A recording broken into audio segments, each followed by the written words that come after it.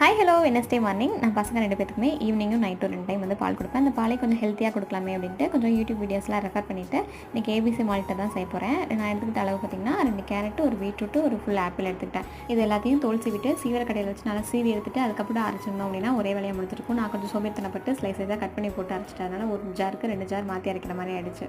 Normal உடச்சட்டில் செய்கிறத விட இரும்பு உடச்சட்டில் செய்கிறது தான் ரொம்ப ஹெல்த்தினாங்க. சரி, ரொம்ப நாள் யூஸ் பண்ணாத உடச்சட்டியாக இருந்தாலும் பரவாயில்லன்னு கழுவி எடுத்து வச்சுட்டு நம்ம அரைச்ச பேஸ்ட்டே அதில் ஆட் பண்ணி வேணுங்கிற அளவு தண்ணி ஊற்றி நல்லா கொதிக்க விட்டுட்டேன்.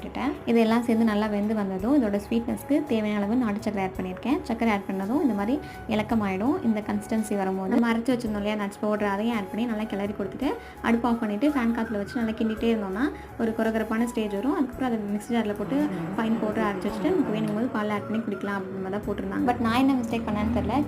கிண்டியும் பார்த்துட்டேன். 2 நாளாக வெயிலில் காய வச்சும் பார்த்துட்டேன். அந்த பவுடர் போதும் எனக்கு வரவே இல்லை. நீங்களும் இந்த மாதிரி டிஃப்ரெண்ட்டாக ஏதாவது செய்கிறேன்னு செஞ்சு சொதப்பிருந்தீங்க அப்படின்னா அந்த வீடியோக்கு வச்சு லைக் கொடுங்க, சேனலை சப்ஸ்கிரைப் பண்ணுங்கள். தேங்க்யூ.